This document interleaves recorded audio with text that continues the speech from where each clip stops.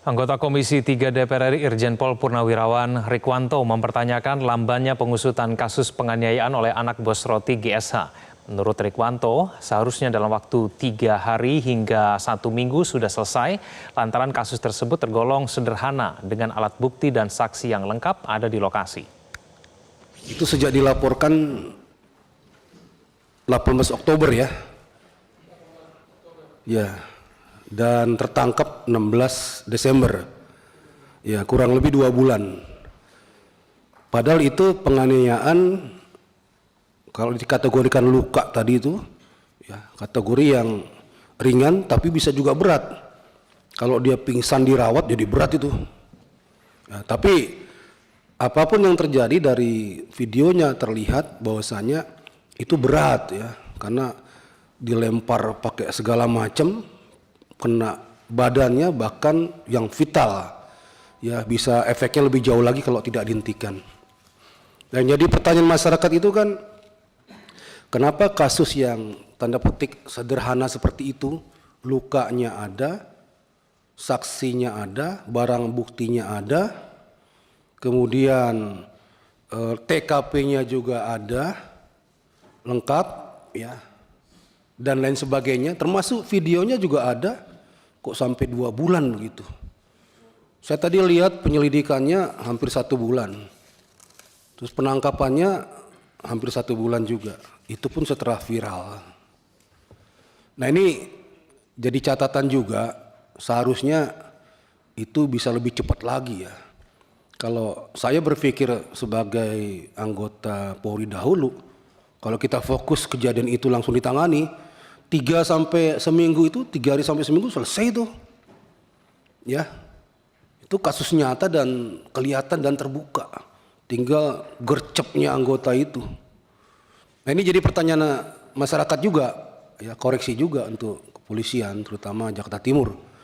Ya, jadi yang seperti itu seharusnya cepat geraknya.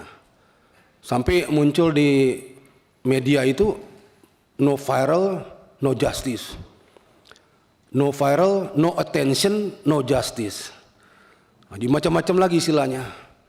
Apa viral dulu, baru kemudian. Pengusutan kasus anak bos toko roti yang menganiaya karyawannya mendapatkan sorotan dari publik dan Komisi 3 DPR. Pasalnya, polisi baru menangkap pelaku usai viral peristiwa penganiayaan yang terjadi pada 17 Oktober yang lalu. No viral, no justice pun kembali mencuat. Kita akan membahasnya bersama dengan korban penganiayaan anak bos toko roti, Dwi Ayu, dan juga didamping oleh kuasa hukum Jainuddin. Ayu dan Jainuddin, terima kasih sudah hadir bersama kami di Primetime News. Kami mengucapkan turut prihatin dengan apa yang terjadi dengan Ayu yang terjadi pada tanggal 17 Oktober 2024 yang lalu. Pak Jainuddin, saya akan lebih banyak bertanya dengan Ayu, tapi nanti kalau Pak Jainuddin mau menambahkan silakan ya. Kita ke hal yang terbaru dulu ya Ayu ya. Yang terbaru kan pelaku George ini sudah ditangkap begitu dan sudah ditetapkan sebagai tersangka. Nah, perasaan Ayu sendiri seperti apa? Cukup melegakan tidak sih dengan akhirnya pelaku ini akhirnya ditangkap? Tentunya sangat lega, terus juga senang juga akhirnya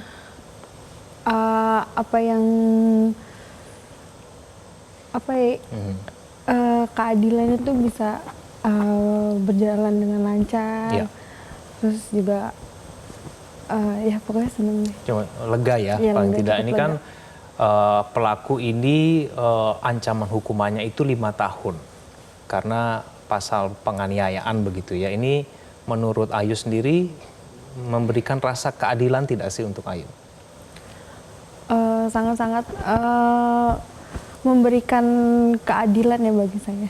Tapi ini kan kejadiannya tanggal 17 Oktober 2024 ya, 2 bulan. Baru kemudian ditangkapnya kemarin begitu. Ini agak terlalu lama tidak sih untuk Ayu?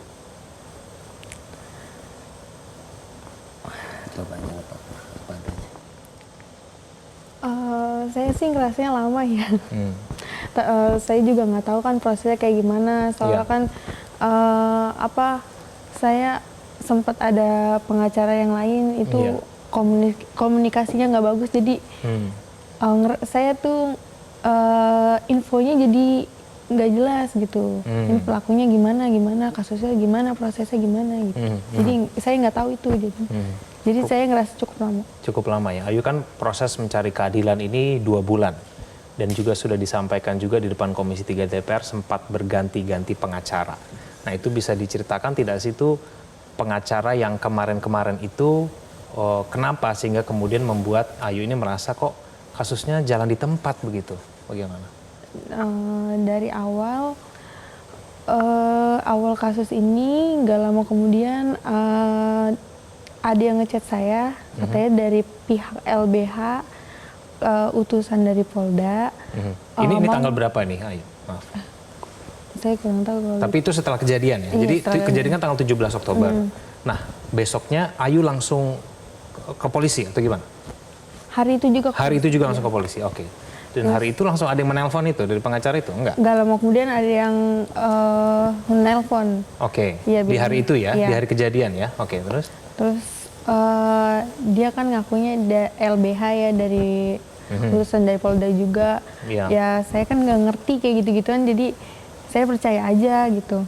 Terus di situ saya juga sempat tanda tangan surat kuasa juga kan, Oke. karena dia mau ngebantu saya tadinya. Terus pas pertemuan lagi BAP itu pengacaranya dateng. Nah, dia ngaku kalau dia tuh dari disuruh oleh bos saya. Oke, ini pengacara yang pertama ya? Pengacara yang Oke, pertama. dia ngaku tuh kalau ternyata dia disuruh oleh Bos saya. bos itu orang tua pelaku ya? Iya. Berarti oke, terus? Terus karena di situ ada mamah juga kan, mamah yang kayak kok pengacaranya dari bos saya gitu. Terus makanya mama di situ inisiatif buat nyari pengacara lain, rekomendasi dari mungkin temennya atau gimana. Akhirnya di situ berganti pengacara, terus akhirnya tapi pengacara itu awalnya emang komunikasi ini ya udah diginiin. Tapi lama-lama saya chat kok jawabnya iya sabar ya lagi diproses, iya sabar aja sabar. Ini aja. pengacara yang kedua ya, Ayu ya? Dia juga pokoknya setiap ada info selalu ke rumah minta duit. Ini yang Ayu katakan di DPR tadi, yang dia minta uang mulu gitu. Iya. Sampai Ayu menjual motornya. Iya, itu saking benar-benar udah nggak ada duit lagi, mau gimana? Demi kasusnya jalan, ya udah jual motor. Oke, itu selama 2 bulan itu Ayu sudah nggak lagi jadi karyawan ya? Enggak. Jadi setelah kejadian Ayu langsung keluar dari toko roti itu. Pak Jainuddin mengomentari mengenai proses 2 bulan yang menurut Ayu agak kelamaan nih, sampai harus ganti-ganti pengacara 2 kali. Baru sekarang nih kemudian akhirnya ditangkap juga pelakunya. Gimana Pak Jainuddin? Ya, terkait proses 2 bulan itu memang dari laporan gitu. Begitu laporan itu, Ayu itu tidak menyertakan bukti video itu. Tapi lebih dia memberikan bukti baju dan mungkin foto terkait kepalanya itu. Jadi di situ polisi menganggap itu laporan biasa, deliknya perlu diperdalam. Jadi viral itu setelah 2 hari terakhir ini, seperti itu gitu loh. Jadi yang memviralkan itu siapa, Pak Jainuddin? Infonya sih temannya Ayu. iya, gitu ya? seperti itu gitu loh. Jadi proses itu menurut saya masih normatif sih gitu loh. Karena begitu laporan, Ayu itu biasanya disposisi dulu 2 minggu, biasanya baru dipanggil untuk BAP. Seperti itu gitu loh. Jadi selain itu juga ada miskomunikasi gitu loh. Dari penyidik ke pengacara, terus dari pengacara ke Ayu ini jadi terputus. Seperti itu. Seperti SP2HP infonya dari penyidik sudah diserahkan ke pengacara, tapi Ayu tidak terima. Gitu loh, seperti itu. Jadi itu juga mungkin yang dimaksud Kapolres ada faktor non teknis juga gitu. Seperti itu. Ayu, sejak 2 bulan ya, dari Oktober sampai Desember, ada tidak sih pemanggilan dari pihak kepolisian? Ayu dipanggil, datang ke kantor polisi, atau mungkin polisi datang ke rumahnya Ayu menanyakan kejadian itu, ada tidak? Nggak ada. Terakhir di BAP aja. BAP aja. Itu pada saat hari itu melapor? Oh, sama saya. Enggak. Berapa hari kemudian. Bagaimana dengan pelaku, orang tua pelaku, toko roti? Ada tidak proses pemanggilan yang mungkin dilakukan oleh pihak kepolisian? Kurang tahu kalau itu. Nggak tahu ya. Oke, tapi yang pasti Ayu tidak dipanggil begitu ya. Jadi mungkin Ayu merasa kok nggak kemana-mana nih kasusnya, begitu ya. Oke, yang kemudian akhirnya viral ini itu yang mau videokan itu siapa nih, Ayu? Teman saya satu kerjaan. Teman satu kerjaan. Oke, mungkin kita akan nanti tampilkan juga ya mengenai video viral itu. Tapi Ayu, ada tidak yang kemudian dari video itu yang kemudian tidak tertangkap dalam kamera? Video kejadian setelah itu tuh apa sih? Kan terhenti nih, coba dilihat bersama-sama ya. Ini kan videonya terakhir ketika pelaku ini melempar bangku. Nah ini langsung ke Ayu nih ya.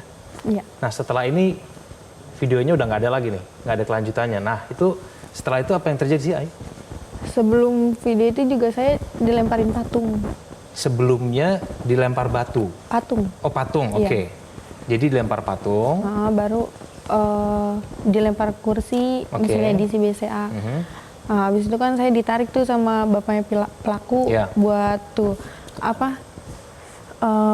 lapor polisi pulang gitu. Karena tas sama barang-barang saya masih di dalam, akhirnya saya ngambil, masuk lagi. Malah saya dilemparin lagi, terus akhirnya. Jadi kejadian pada saat Ayu dilempar kursi itu masuk ke dalam kamar tuh nggak ada di video yang viral tuh ya? Nggak ada. Nggak ada. Nah pada saat dilempar loyang itu juga nggak kelihatan di video ya? Ada. Tapi itu yang membuat kemudian kepalanya Ayu sampai berdarah? Iya. Oke, baik, kita akan nanti lanjutkan dulu kita di segmen berikutnya. Pemirsa jangan kemana-mana, kami akan kembali.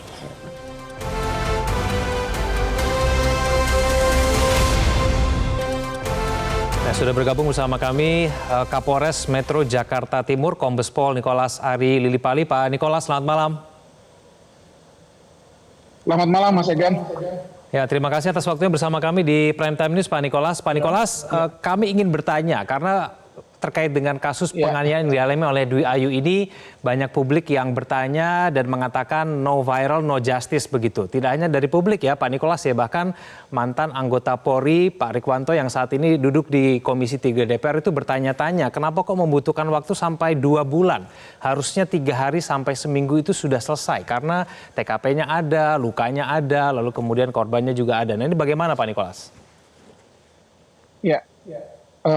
Terima kasih Mas Egan atas pertanyaannya. Sebelumnya saya atas nama Polres Metro Jakarta Timur kami mohon maaf apabila terkesan dalam penanganan perkara ini ada kelamaan atau lambat dalam menangani perkara ini. Tapi dalam hal ini kami perlu menjelaskan kenapa hal ini bisa terjadi. Yang pertama bahwa perkara tersebut dilaporkan kepada kami pada tanggal 18 Oktober tahun 2024. Kehadiran korban dalam hal ini saudari DAD dan keluarganya di Polres Metro Jakarta Timur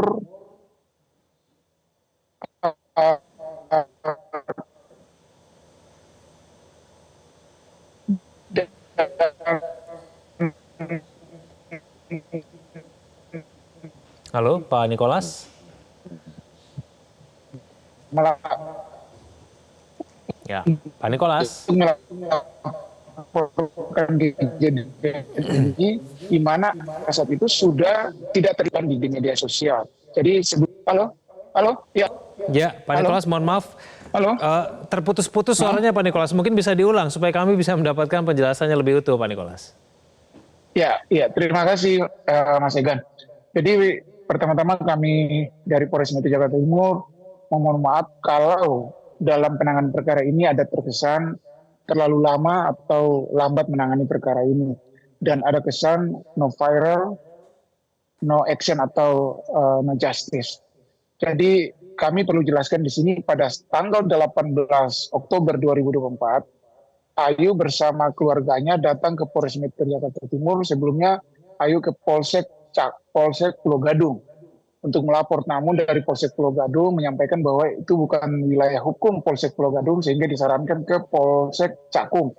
Sampai Ayu di Polsek Cakung dan Ayu menceritakan kejadian, Polsek Cakung bisa mau menerima laporan tersebut, tapi Polsek Cakung menyarankan juga bahwa karena ini menyangkut dengan wanita, alangkah baiknya dilaporkan ke Polres karena di sana ada unit PPA. Nah selanjutnya karena atas saran dari Polsek Cakung, Ayu menyetujui hal itu dan Selanjutnya Ayu bersama keluarganya datang ke Polres Metro Jakarta Timur sekitar jam 02.30 waktu Indonesia Barat. Dan sesampai di Polres Metro Jakarta Timur dan diterima laporannya, dan selanjutnya Ayu diantar oleh penyidik ke Rumah Sakit Polri untuk divisum. Dari Rumah Sakit Polri, Ayu diizinkan untuk pulang dan selanjutnya proses berjalan. Dan pada tanggal 29 Oktober itu langsung kami mengirim surat undangan klarifikasi kepada Ayu, dan tanggal 1 November Ayu sudah diambil keterangan klarifikasinya sebagai saksi pelapor atau korban dalam hal ini.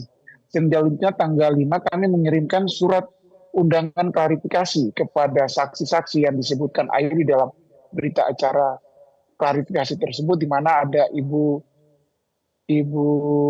pemilik toko roti atau ibu daripada si terlapor, dan juga salah satu teman Ayu bernama Cika. Nah, karena Cika ini tidak ada alamatnya, kami komunikasi melalui handphone. Di sini Cika itu menyanggupi akan hadir ke Polres, tapi sampai saat ini dia menolak untuk menjadi saksi dalam kasus ini. Tapi kami tetap sesuai dengan prosedur hukum yang berlaku, kami akan mengirimkan surat panggilan sebagai saksi. Selanjutnya kami melakukan pemeriksaan terhadap para saksi, dan kami juga melakukan pemanggilan undangan, atau mohon maaf bukan pemanggilan tapi undangan klarifikasi ke terlapor. Dan pada tanggal akhir bulan November itu terlapor sudah diambil keterangannya sebagai terlapor, ya, orang yang dilaporkan kepada pihak kepolisian. Dan selanjutnya itu masih dalam tahap penyelidikan. Memang terkesan lama di sini, dari tanggal sekian ke tanggal sekian itu terkesan lama, benar, kami mengakui hal itu. Tapi ada permasalahan teknis yang tidak bisa kita hindari, karena ini kan undangan klarifikasi. Tahapannya kan tahapan penyelidikan, dan yang dilaporkan kepada kami itu, kami menilai itu adalah tindak pidana pada umumnya yang diperlakukan harus sesuai dengan Perkap nomor 6 tahun 2019 dan Perkabareskrim nomor 1 tahun 2002. Itu standar penyidikan kita prosesnya. Jadi kenapa lama? Karena ini kan undangan klarifikasi, tidak ada daya upaya paksa yang melekat pada Polri.